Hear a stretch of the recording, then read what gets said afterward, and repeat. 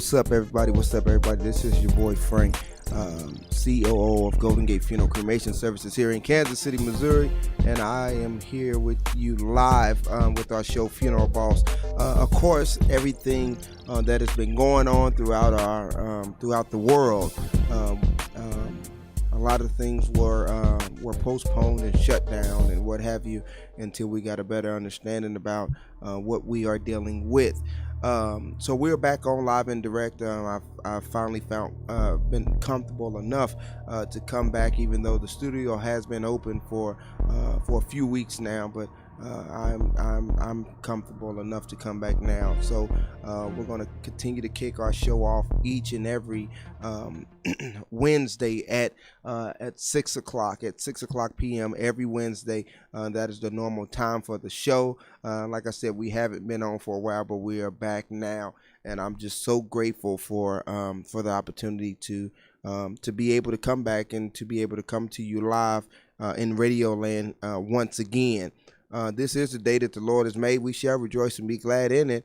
We're just so thankful for everyone out there in Radio Land. We thank God for everyone who is still going on to the Funeral Boss page. If you have not liked the page, we encourage you to go to the page and take the time and opportunity just to click the like button for me and like the page. It is Funeral Boss on Facebook. So with everything that's been going on, T, man, how have you been dealing with everything, man? You know, just the whole quarantine and everything since, because I haven't spoke to you since everything, since it first hit. So, how have you been holding up? I've been holding up pretty good. I've been working. I'm an essential worker, so I'm been working ever since it started. Far as so when everything first took place, and and the thing, when it first hit and everything, when everybody was in a big panic, did you have any difficulties going to grocery stores, finding food or anything like that? Were you already stocked up on food? No, I work at Costco wholesale, so I was right there buying everything. I filled my basket up. Get this, I filled my basket up, right? Yeah. And just for fun, I took a picture of it, put it on Facebook. Everybody said, "Oh, he's hoarding." I was like, "What? What? I'm hoarding? What do you mean?" That's what they said. Yeah, that's what they said. I didn't see that post. Yeah, check it out. It's a while back, but yeah, everybody said I was hoarding. Why you got 3 bunches of bananas? I'm like, why what? not? I mean, I got kids at the house, and I like bananas. Potassium. Yeah. What's happening here? So you were prepared. Yeah, I was a little prepared. Yeah. Yeah, and then you were right there at the food. Yeah, I was right there. Everything sells in bulk. Man, that's a blessing. Yeah. That's a blessing. Maybe that's what it is. Everything was bulk, and it looked big in the basket, so they thought I was hoarding. Yeah, you can get away with saying that, yeah, but okay, you probably bought at least 4 or 5 containers of. 4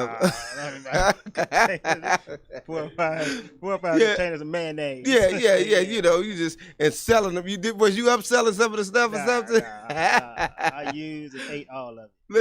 Listen, man. I went to Price Choppers, and I seen a bottle of hand sanitizer and also some face masks. They had face masks, mind you. It was probably maybe 20 face masks in this thing. 24, I believe, 24 face masks, and it was for $43 for the disposable face masks.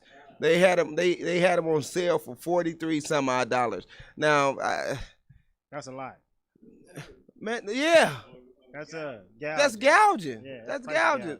That's gouging. But nobody says anything about about that. And I'm like, man, forget that. I'm not buying them. I'm not buying them. It's very subtly, man, that I had on a mask. I wasn't around a lot of people and stuff where I felt that I needed it. And then the ones that I did do, I just got every mask that I got. I made sure I put my name on it. So I had custom masks made. I have 3 in the card now. I may have one in my pocket somewhere, but I got my name put on every single last one of my masks for the simple fact that I didn't want nobody to pick my mask up and try to use my mask and oops, I thought this was no. I got my name on my mask and all of that stuff.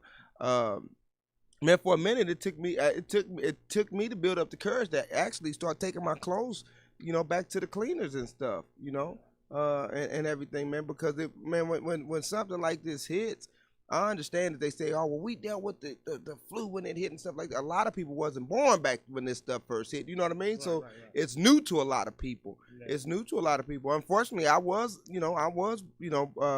alive back in the that flu time when it hit and everything like that, and what have you. But I ain't never caught the flu. yeah, have you ever gotten the flu shot? No. Neither have I. Never gotten the flu shot at all. I don't believe in the flu shot. For one, I'm. Why would I allow you to put it in my body? Yeah. Why would I allow you to put it in my body? I may not. And then my whole thing is, you may not catch the flu from it, but what if your body just coincidentally, you out of all people have some kind of side effect from, from the shot. Yeah, you walk around retarded, just anything. It messes with your brain, your chemical imbalance in your brain, and anything, man. We don't know.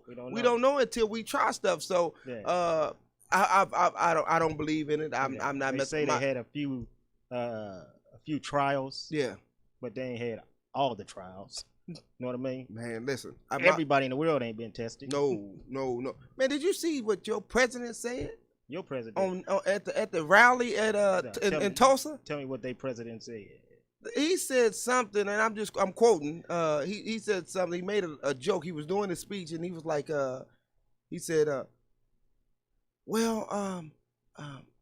had so many people that needed to be tested. We were testing so many people, and we were getting so many positive results back. I just told my administration to slow down on the testing. You didn't see that? I didn't see that. Man, did you see that? Man, that was crazy. Like, that was crazy. And then, so what his administration did was they tried to make it seem as though as if it was a joke. Right. But and to the uneducated, you could convince an uneducated person that oh yeah, President Trump was joking. Not me. No. Not me. Who jokes about something like that? You know what I mean? Trump. Trump. Yeah. Your president. Your president. Why you calling my president? Your president said this on national. He's their president. Well, they president. Yeah. He said this on national television. Well, that's the only way he can say it. It's a Man, national television. No, he got the Twitter fingers too now. Yeah, that's national too. Yeah, That's well, national yeah. too. So everything he say is public. Everything. Yeah. It's supposed to be. Yeah. Now, none of that Putin stuff is, it's been public. Yeah, taxes. He ain't showed us. No, he ain't showed. Nah, he ain't showed nah, it. No, nah. no, he ain't showed. He haven't showed us that, and I don't believe that we'll ever see it as long as he is in office. Right. Now, it may somehow become leaked once he's out of office or what have you. Okay. So, you know what I mean? Yeah. And so I don't know. How did you survive? How did you survive doing all of this? Well, I only went two. Lights off. Came down here, went back home. We got us a bunch of Lysol and Clorox wipes. Cleaning stuff off here, but other than coming in here and back home, I didn't go visit. So how was they doing that? They broadcasted still? Because I seen they were still doing it. We were clean. Well, we only had one person come in, and the rest of if they had any guests, they'd have to be on Zoom. We didn't allow but one person in. T? What? Yeah. Why you didn't? Yeah, we allowed one person in, but we said the rest of it had to be on Zoom. This is the first time that I've been informed of any of this. Oh, okay. So I thought I thought everything was shut down, but I'm like, man, well, now I know that green background, and I know for some, I know everybody don't have that green background in their house. Yeah, my wife, we did it from home. She wasn't coming down there. Yeah, she said she wouldn't mess. You're going to do her, it's going to be from home. Yeah. So, and, as offended, some shows didn't come in. We still haven't got some back. You're back, but my sports show hasn't come back because he was complaining there ain't no sports. And then my Black Degree and Unfiltered, they ain't been back. So, I don't know. Some of them are still a little leery. Listen, I'm gonna be honest, and this is the honest to God truth. I believe that this thing is I believe it's overrated. That's my personal opinion. And I'm not now mind you, take heed to this. I'm not saying that it's fake or that it's or that you can't get sick, but I believe that it's overrated because you can get sick from any, pretty much anything now. Yeah.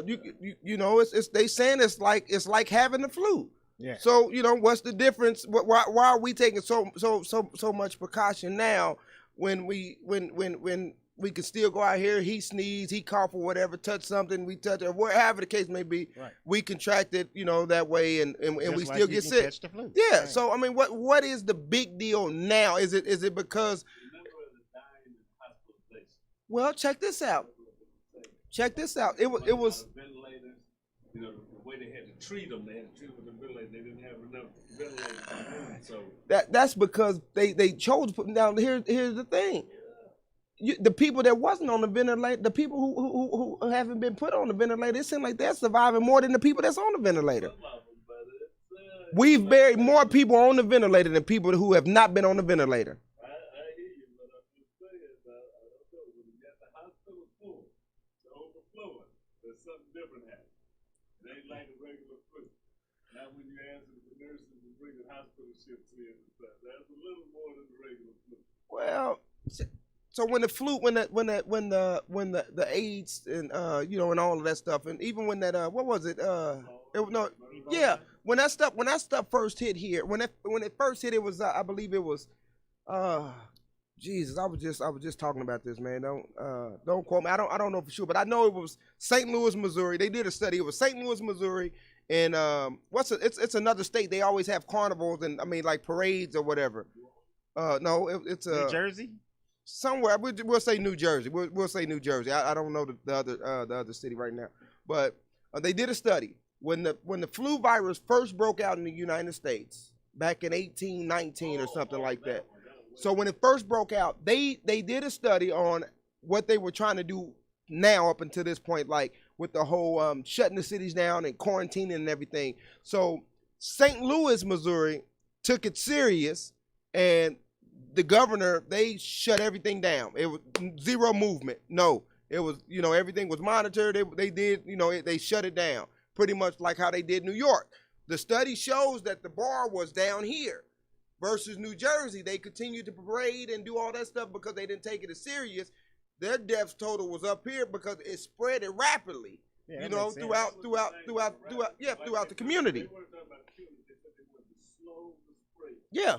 That was all they were doing. So there's no cure. They haven't cured anything like that. What they need to do is get time to get more testing in, more ventilators in, all that. But it's just as bad as it's ever been. It's just that they're more prepared for it now. Yeah. The thing they wanted to do when they said on the news all the time, they weren't talking about cure. They did all this to slow the spread. Yeah. Yeah. Slow it, not even stop the spread. They said slow it. Yeah.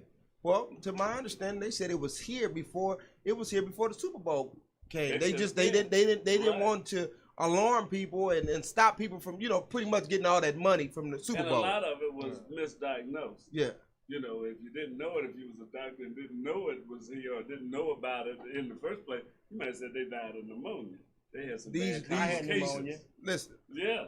I had and pneumonia. that's what I was thinking. Remember when I was messed up? That pneumonia was going around. And I'm wondering, was that really pneumonia or was that the coronavirus? I believe they just didn't know. I believe I had it. It was horrible. Yeah. I believe I've had it. And see, a lot of people were having that bad pneumonia. I told somebody, I said, they having more pneumonia than I've seen in years. People having pneumonia. Yeah. This was back in the winter when he got sick. Mm-hmm. I had a couple of friends. All of a sudden, everybody catching pneumonia. Yep.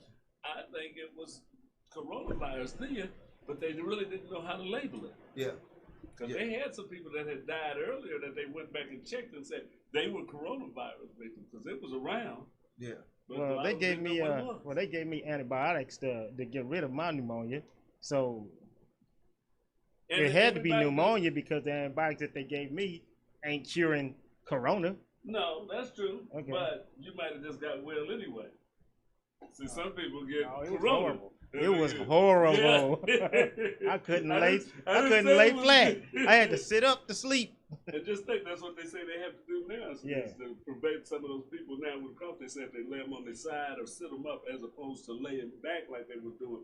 that was making it worse Yeah. than making it better. Yeah, and I've heard that they said they had to turn people and all of that stuff. So when you just tell people to lay back like this, that's the wrong thing. They find out like you had to sit up. Yeah. Well, common sense, because even when you're congested and stuff like that, when you have a cold, you don't never want to lay straight back. You always prop your pillow up so you can get that drain and all of that stuff.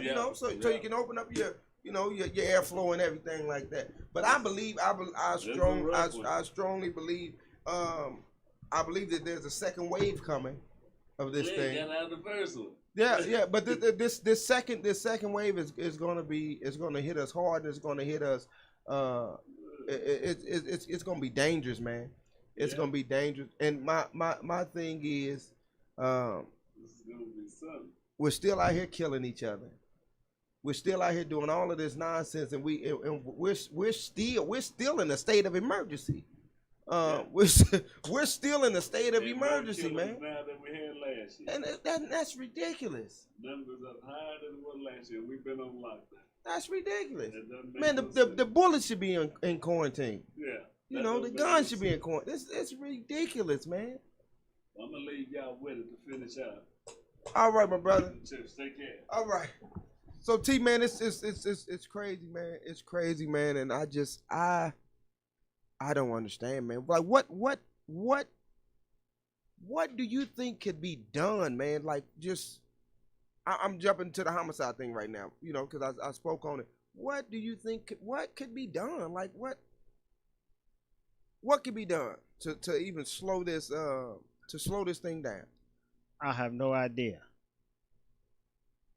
And where does it stem from? And if we know where it stems from, then we'll have an idea of how to solve the problem. But nobody knows where it stems from. There may be multiple places where it stems from, but nobody knows. Are we talking about the virus or a homicide? We're talking about homicide. Okay. So check this out. I honestly don't believe that it's I don't believe that there's a logical explanation for any of it. Now, I understand the wars over in Iraq and and so forth. And the reason why I say that, check me out before you come in. The reason why I say that is because I was about to cut you. Okay, I thought you were getting ready to cut me off. No, I was just looking. Okay. We all right. Go ahead. The reason why I'm saying I understand this, T, is the simple fact that here it is. This is my hometown. This is my home country. Right. I'm not going to allow anybody to just come over here from a foreign country to come over here and tell us and dictate and push us around. So what you gonna do? I'm gonna fight. How you gonna fight? How you gonna fight? How you gonna fight? Man, we gonna bring them guns out. Okay, see, everybody want a gun. But the NRA want you to have a gun. Everybody want to have a gun. But I can. And everybody that's got a gun is killing people. But I can see that that's a war. Right. Everybody see this that. This is not a war. Others more than most. Yeah. This is not a war. This is not a war when a mother has to get a phone call at 1 or 2 or 3 o'clock in the morning, being told that your baby is was found laying on the ground, potentially, gasping and begging for his life with nobody around him or anything. Or take, for example, here it is, you got your son was out with some of his homeboys, but and 100 shots ring out, but your baby's the only one who don't make it home back to you. You could take for instance, a lot of these different little crimes that's been happening out here, man. But you're saying we have to find the root of the problem. Yes. We have to find the root. What happens? From. Let me ask you this: what happens when you can't find that? Then people will continue to kill. We will continue to search for the problem, and it's just still going to become a vicious cycle. Let me ask you another question, real quick. Okay. Who have you actually who have you actually heard try to get down to the nitty gritty and ask? What's the problem? Like who have you be honest, who have you just really seen I'm talking about from Jackson on down and up or whatever. Who have you really seen try to get down and get inside that thing to really try to figure out what's the common denominator of this thing? There's a lot of people through history. Through history, I'm talking about. We talking about right now. I ain't talking about. I'm talking about right now. Jesse Jackson. I'm talking about right. Well, he's still living, so Okay, I'm still giving him. You know. Yeah, I'd rather stick with people, local people. Well, let's go locally. I think I know. Locally. I mean, there's several. One right off the top of the head is Brandon Ellington, Charles Johnson, York Wilson, King Kihei, you.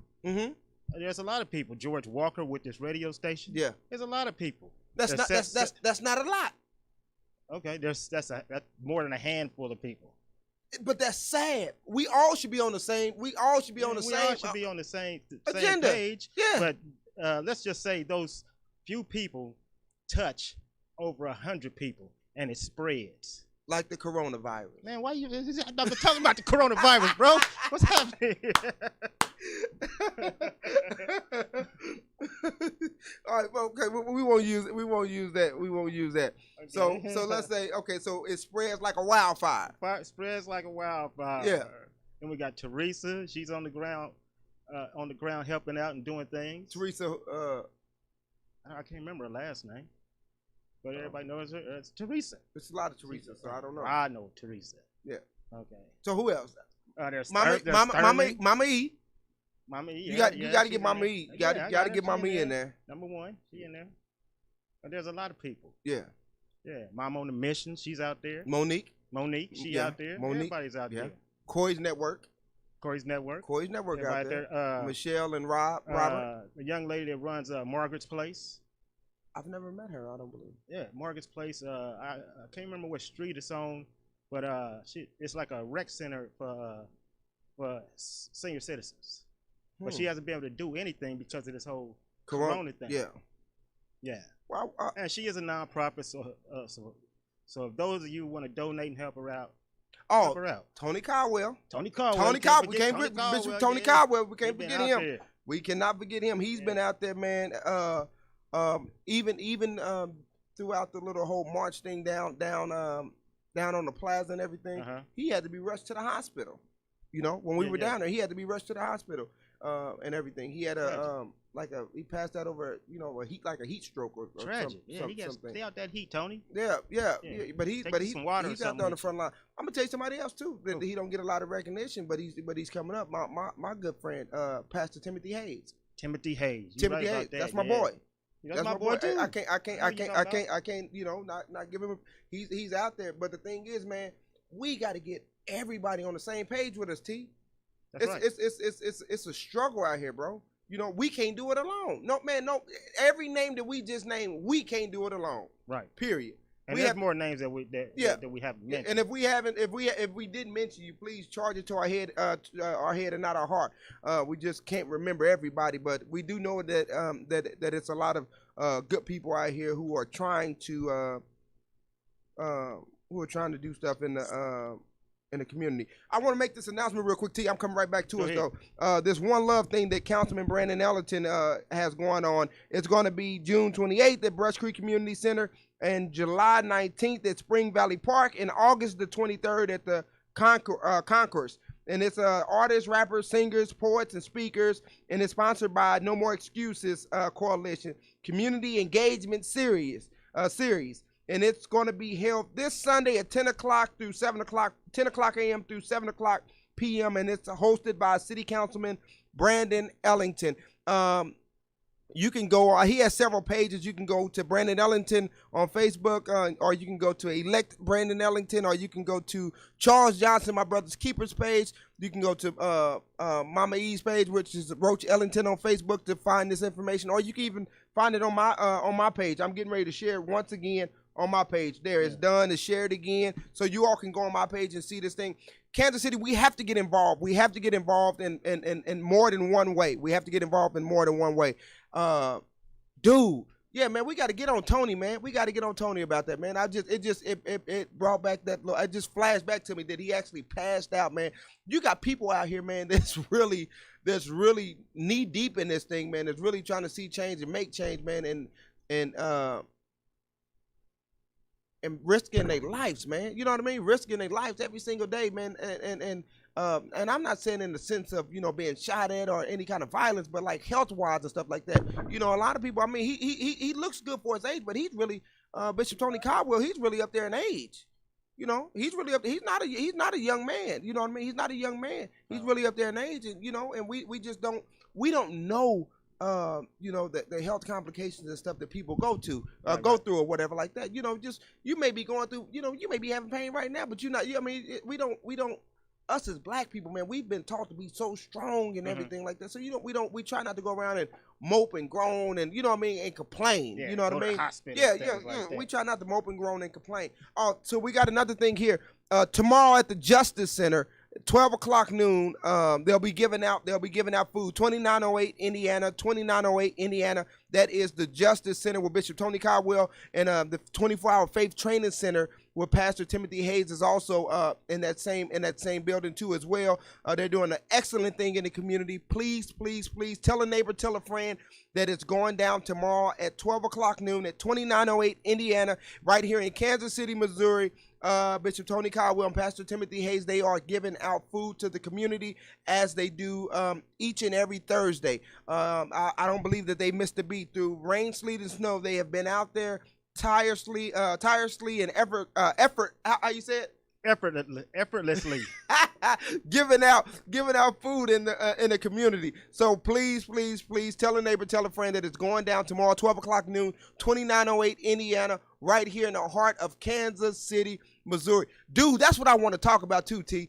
Man, it's like when this thing hit, man, I was in a panic, bro, because I was blessed because I can afford to buy food and everything. So I was able to buy it, even though it wasn't a lot of stuff there. But I don't care if meat was $20, I was gonna buy it. If I need it, I'm gonna buy it. Right. That's the type of person I've always been. What kind of meat you buy? Yeah. Well, I bought some lamb. You buy some lamb? No, I didn't, man. How about some goat? You like goat? I will. I eat goat. I eat squirrel. I eat rabbit. I eat all that. Yeah. Eat the squirrel? My family's from Greenwood, Mississippi. Okay. Yes, sir. And then I have another section. So my mother's side is from. At? I didn't have any, man. Okay. I didn't. You know, I asked you what you buy. Oh, I thought you said what I eat then. Well, no, you did. No, you said, well, did you eat any lamb or? Yeah, that's what I didn't say squirrel. Well, I'm telling you. You just brought out the squirrel. Well, I'm just telling you what I eat. You know what I've ate. You know what I will eat. You know what I mean? Yeah. So what I was able to get was some ground turkey. Good. Which I wasn't too fond of. You didn't like it at all? Did it taste like turkey? Yeah. Okay. Yeah. What'd you do? Flatten it out like a hamburger and fry it? No, I actually made some chili with it. Yeah, no, actually made some chili. And it was the worst chili in the world. I believe you. So we made. So you had meatballs. You made it like meatballs, or you scrambled it up? I bet it was greasy. Okay. Oh, Thurman just gave us something else too, Kansas City. Look, check this out. So tomorrow, Councilman Brandon Ellington and Charles Johnson, they'll be giving out food tomorrow at Mount Sinai Missionary Baptist Church. That's at 36th in Brooklyn in Kansas City, Missouri, at 3 o'clock p.m. 3 to 5 o'clock p.m. on tomorrow at 36th in Benton. So you have Brooklyn. You have time to make it to 2908 Indiana. That's right. To get food there from Bishop Tony Caldwell and Pastor Timothy Hayes. Yep. And then you can mosey on over a few more blocks. Just a few blocks. To 36 in Brooklyn. That's right. To Mount Sinai Missionary Baptist Church, where the pastor is none other than Pastor Alfred White. That's right. And you also see City Councilman Brandon Ellington. That's right. And my brother's keeper Charles Johnson. That's right. Right there, giving out food to the community. I don't know what they're gonna have tomorrow there, but it's always good. It's always fresh, and I know you won't get sick, and you don't have to worry about food poisoning or the coronavirus or anything else, because you can stay in your car. They're going to load it up in your car, and you drive off. You don't even have to have interaction with anybody. They're going to come to your car, bring it to your car, you drive off, and have a good day. That's right. So don't forget that you can go to 2908 Indiana. That's right. The Justice Center. Yep. To get some food. And then you can mosey on over to 36 in Brooklyn, Mount Sinai Missionary Baptist Church, where Pastor Alfred White is the pastor there. That's right. City Councilman Brandon Ellington will be there. Charles Johnson, with my brother's keeper, that's right. He'll be there, giving out food from 3 to 5 o'clock p.m. on tomorrow, which is Thursday. What is that? July 25th. Okay. 2020. That's right. You got 12 o'clock and you got 3 to 5. 12 o'clock, 3 to 5. You can go to Bishop Tony KUAW's page. You can go to Brandon Ellington's page, or you can go to Charles Johnson's page and look that up, or you can go on my page and you can see those times and everything again if you happen to miss this or if you are coherent. So listen, check this out, T. This is what I want to get back to. I thought, man, I just thought I thought everything was just going down. I'm like, man, wow, man, stuff is bad, man. It's about to hit hard, man. People about to be out of jobs. People about to be out of jobs, man. People about to start robbing, breaking into people's houses, and da-da-da-da. Baby, we need to get some guns, I'm just So what happened when you seen the National Guard? Did you like flip out? Bro, I called the few. I'm like, man, listen, the National Guard is up here at the Royal Stadium and stuff, mounting up and da da da. Yeah. So, but somebody had to call me from the KCPD, one of my good friends. He called me and said, hey, don't be alarmed, buddy. But they're only here to help out. And I forgot the little small town in Missouri. They had a flood and something that just had transpired and everything, and they were giving them food, kind of like FEMA and all that stuff. They were just swinging by here. They were swinging by to assist, quote unquote, to assist. Okay. The people, but over there at the over there by Jesus, by the stadium and everything, right up that hill where the little swim pool, the army, it's an army base up there. Okay. A lot of people don't know, all in them woods, it's an army base over there. Okay. So it's it ain't nothing but a hop, skip, and a jump to get down and come to the stadium. They just really job from when they set up in Westport too. Yeah. But they would set up in Westport. But they was coming to. Was they set up in Power and Light? No. Okay. Were they set up on the plaza? Were they set up on the plaza? I think they might have been set up in the plaza. I think so. Tell me something. Was they set up in 18th and Vine? No. Oh, they wasn't, huh? Was they set up on 35th and Prospect? They didn't want to protect. Was they set up on 35th and Prospect? What's on 35th and Prospect?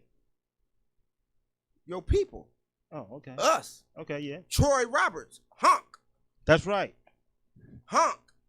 Yeah, Troy Roberts is over there. That's right. He's on 35th That's and who Prospect. we forgot. That's who we forgot. Troy Robertson. Troy Robertson, man. We salute you, man. We pay homage to you, man. That's and we right. thank you for everything that you're doing. It's not going unnoticed. That's right. Man, how can we forget Troy, man? Troy is doing an awesome job, man, out there. I don't know if he's been beat up by the police any since all of this stuff has happened. No. But here's the thing. I think he needs to be on board, even though Troy didn't die from any of this stuff, but Troy was near death, had near-death experience dealing with KCPD, Did he say they beat him up 5 times? Yes. Remember, he said five different incidents. He said they put him in the back of an ambulance or something. They had him in the back of the gas station or whatever, and he said one of them was choking him or something. Tragic. And when he went into that, remember, he was here. When they put him in the ambulance, he was kind of passed out and everything like that. Oh, Thurman said the National Guard has even been at the virus testing sites. Why is that? That's crazy. Wow. But they're here to assist. They're here to assist. Okay. But they nowhere in the black community. Nowhere in the black community. Like we don't need no assistance. Kill the niggas. Don't say. Kill. Want to die? Well, no, I'm just saying that's how it seems. Okay. But you're protecting the plaza. Yeah. You're protecting Westport. They protecting Westport. Yeah. You're protecting everything east Truce. Thank you. Yeah. You got Nobody was on 18th and Vine. Nobody was on 18th and Vine. Now let these shootings that took place on 18th and Vine 2 weeks in a row.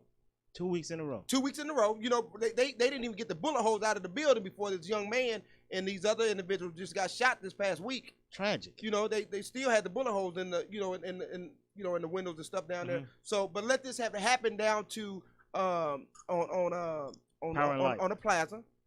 Or let's say the Westport too. Westport. Yeah. Now let it have happened on the Westport. They'll put barricades up where you can't drive through. You got to get out your car and walk through, get your ID checked. They tried to do that. They did that. They didn't try. They did that. Okay. They did that.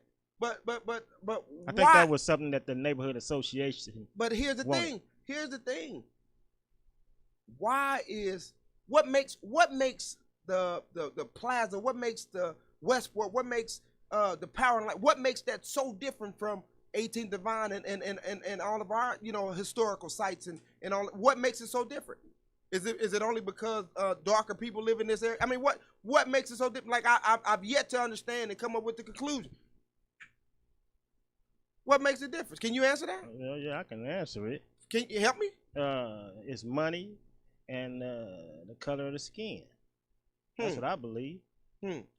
So you have to have money to be protected, and or you have to have money to be treated like. Of course, the police they get paid to do private security. So we can't pay KCPD down on 18th Divine to do private security. Most of those buildings down there is owned by the city. In fact, a lot of them on 18th Divine is owned by the city. So that should be part of that should be part of their paycheck or whatever. That should be protect city property. Yeah, you would think. You're already getting paid. That's part of your job, right? You would think. So why? Yeah.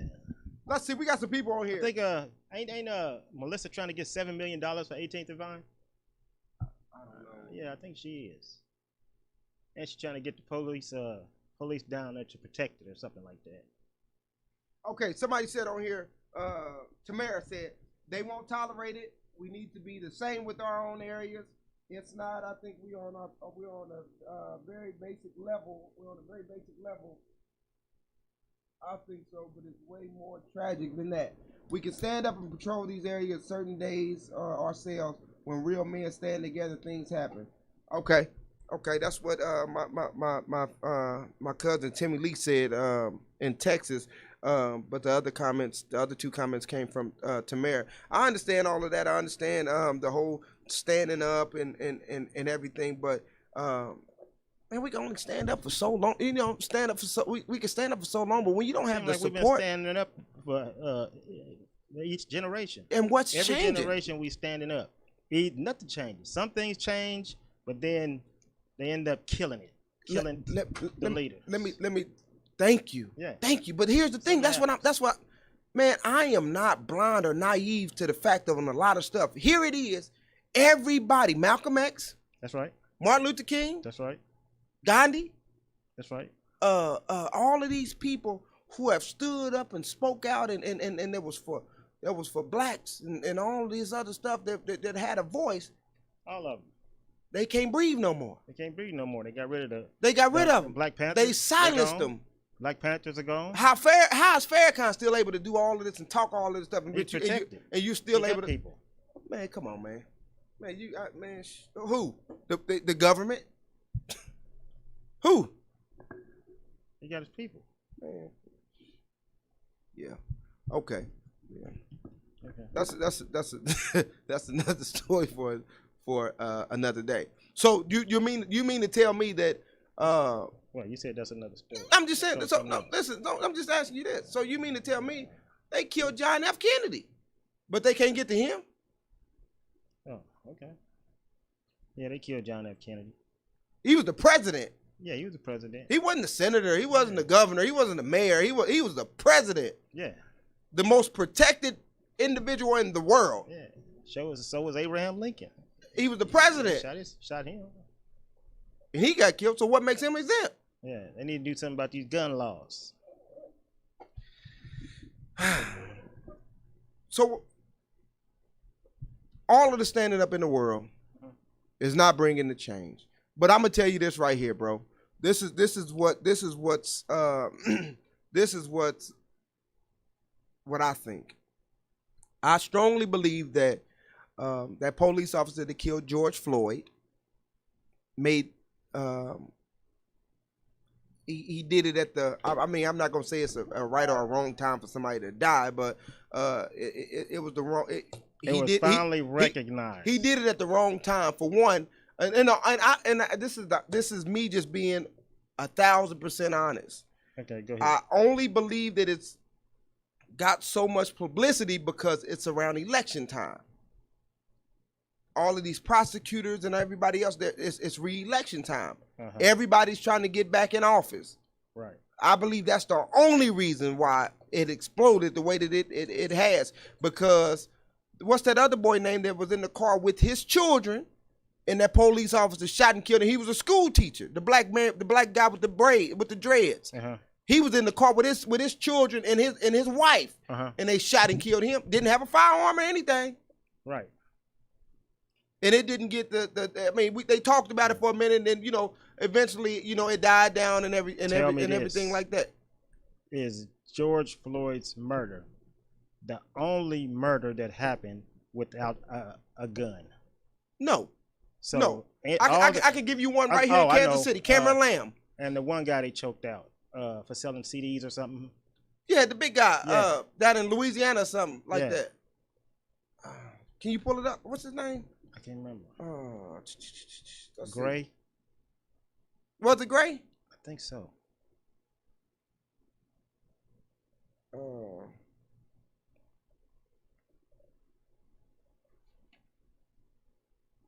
Let's see.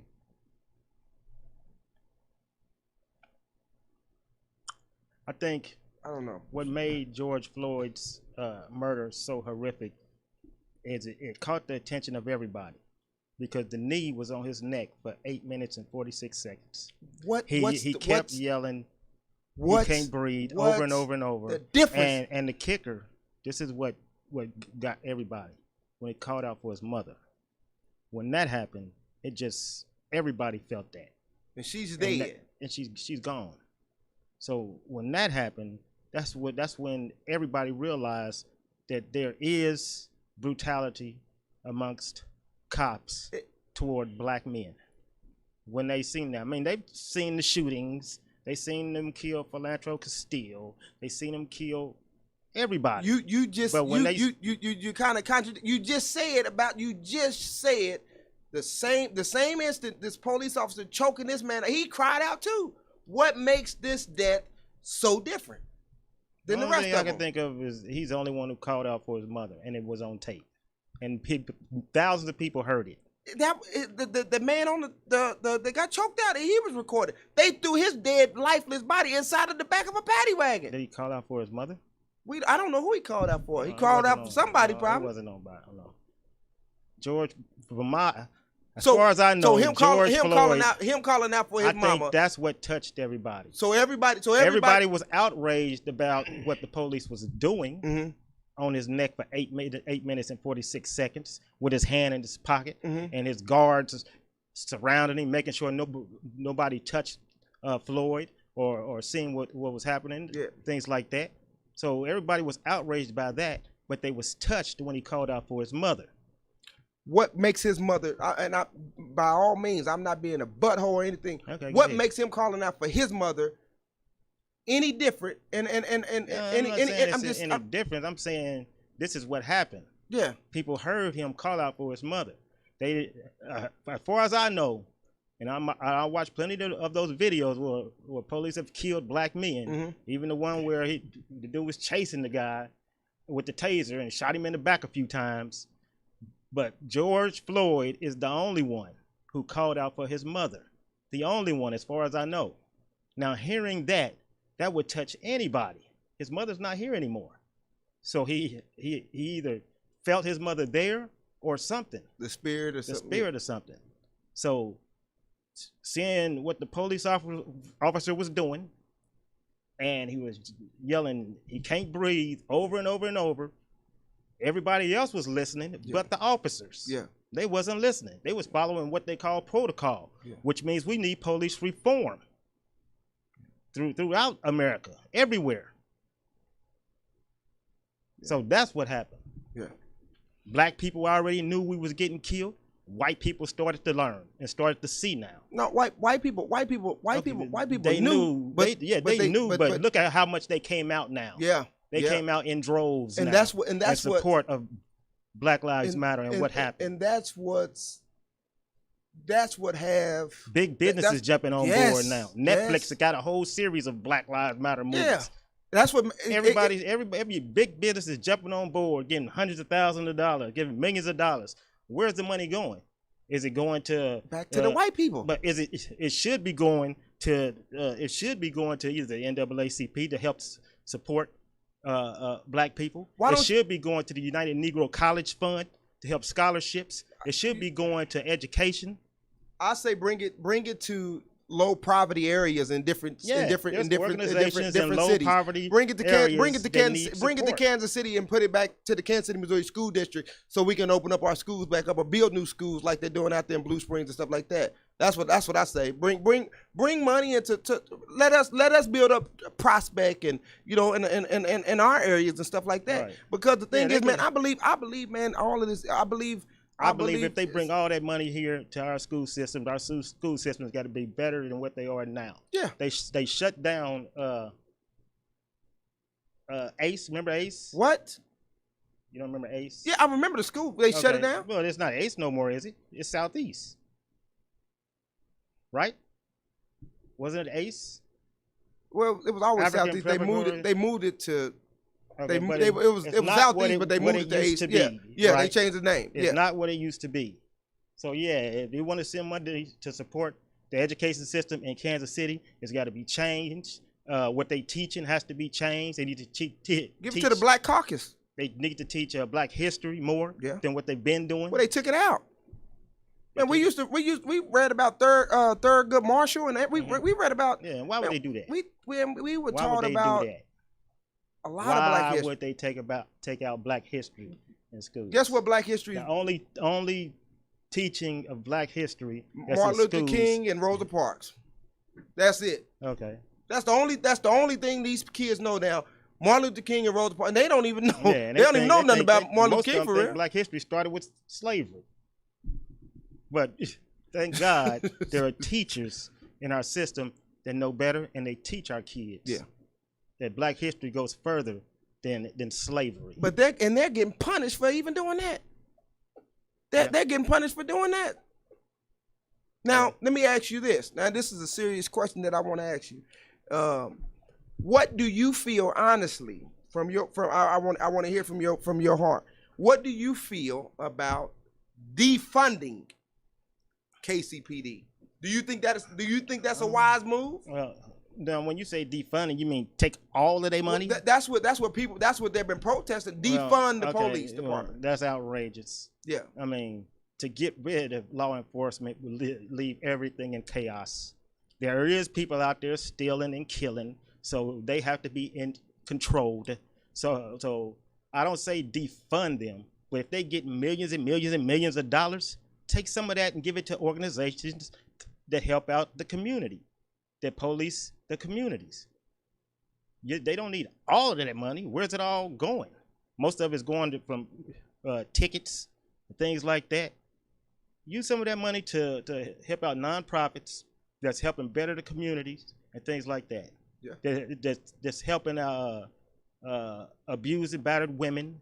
That's all that. Help feed the hungry. Man, I'm telling you, give it to And we was talking about where it stemmed from. Maybe it stems from a homeless person on the street that's struggling and needs something. Yeah. And maybe have to steal. Maybe it stems from a foster kid that's tired of being in the foster system and they run away. They got to eat too. Yeah. It stems from a lot of different places. A father that can't feed his kids, that can't find a job. So violence stems from a whole lot of different things. Yeah.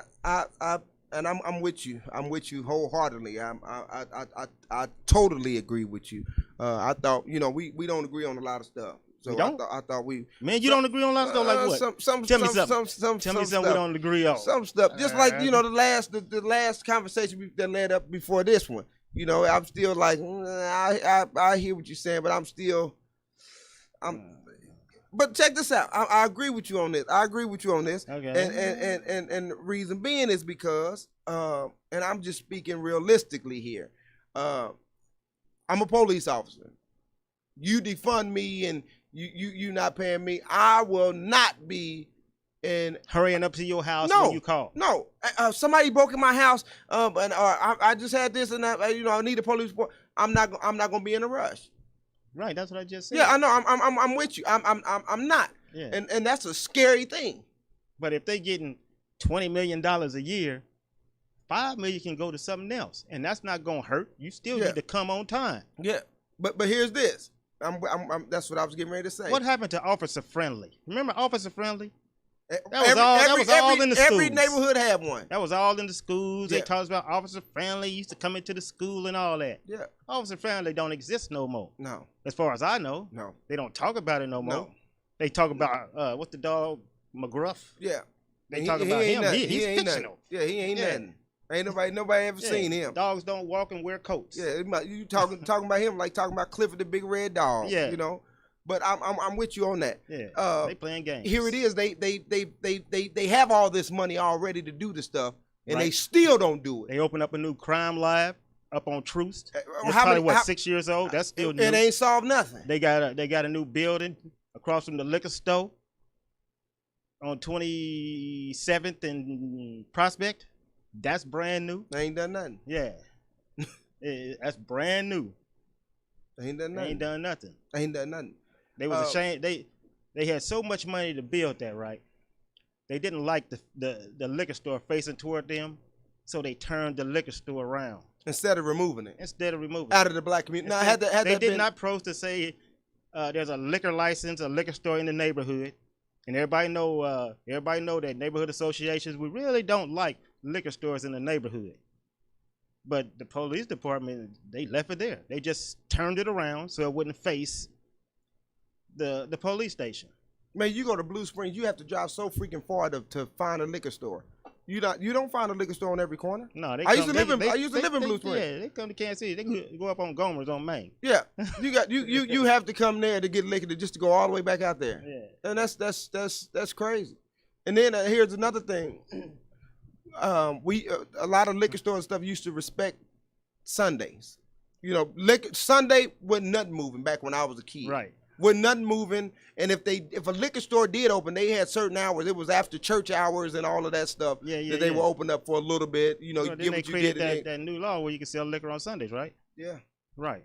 Back then, you had the churches enforcing it. yeah.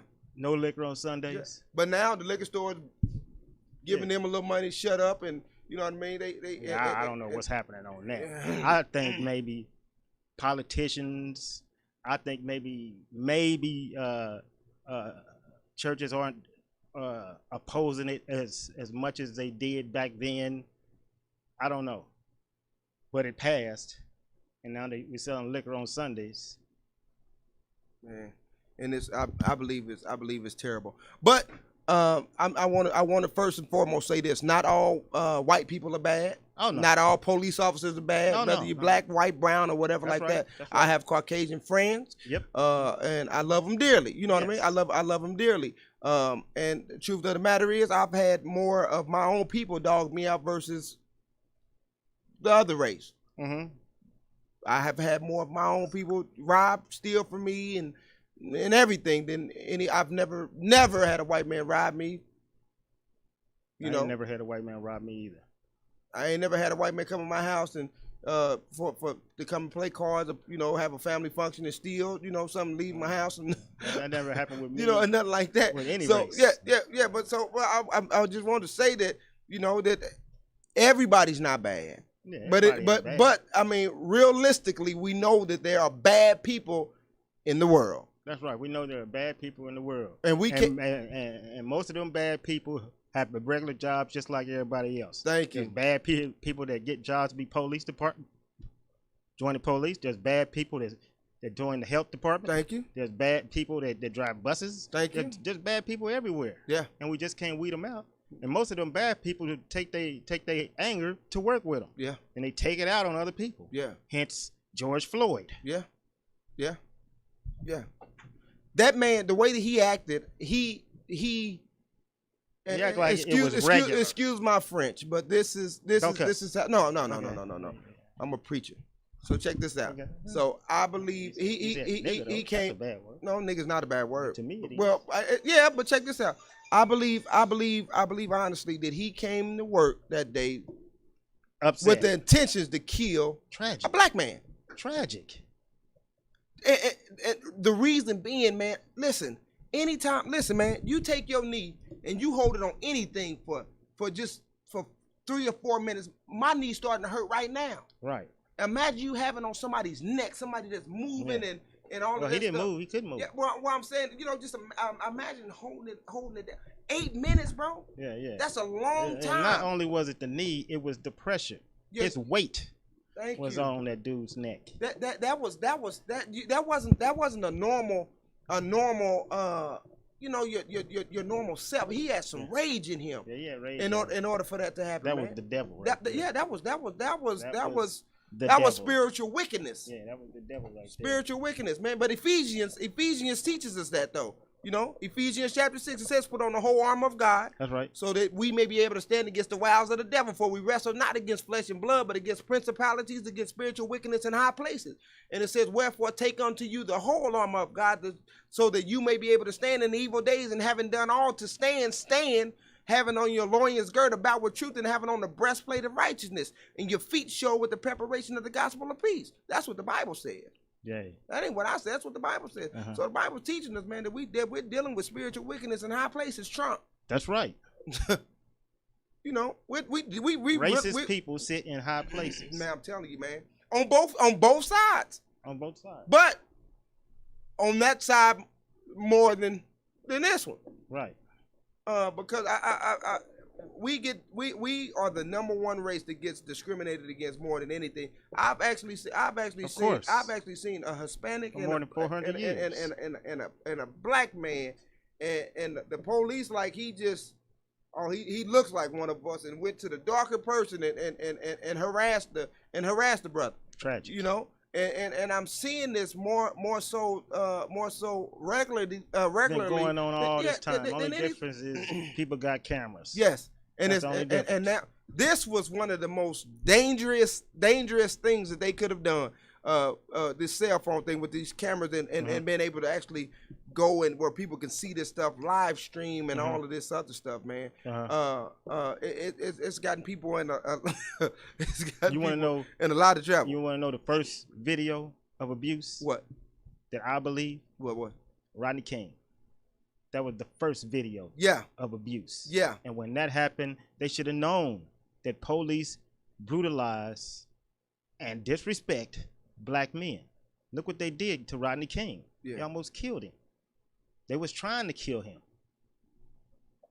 But yeah. And they thinking that hasn't been going on since then all the way up to now. It's still been going on. And now they want to believe. Now they want to march. But here, this is what I'm not gonna say angers me, but this is what's so interesting to me. We got criticized, we got talked about for taking a knee during the national anthem. Right. Now kneeling is the ultimate thing. That's the thing to do now. Yeah, it's been approved. Yeah, but get this man his job back. Get this man his job. You took this man's livelihood away from him for kneeling for what was right. Right. He wasn't just kneeling to be a butthole or to be defiant or to show any kind of arrogance yeah. Oh, it ought to make cut us off at 7 o'clock. Kansas City, I love you guys, man. I love you guys, man. It's been fun, but I gotta run. Thank you guys for tuning in once again. We were doing real good. Yeah, man. We were doing excellent. All right. We were doing excellent. Join me next Thursday at 6 o'clock p.m. right here, live and direct for another series of Funeral Balls. Me and T will finish this conversation that we were discussing on today. I thank you. I love each and every one of you guys for tuning in, and thank you guys for supporting me and believing in me and trusting me with your time, because I do know time is of the essence and time is very important. And the number one thing in life is not to waste time. So Kansas City, I love you. It's been fun, but I got to run. Remember that this broadcast has been brought to you by the Golden Gate Funeral and Cremation Services right here in the heart of Kansas City, Missouri at 2800 East 18th Street. Our phone number is 816-255-3676. Again, that's 816-255-3676. Golden Gate Funeral Cremation Services, often imitated but never ever duplicated. I love you, KC. Be blessed.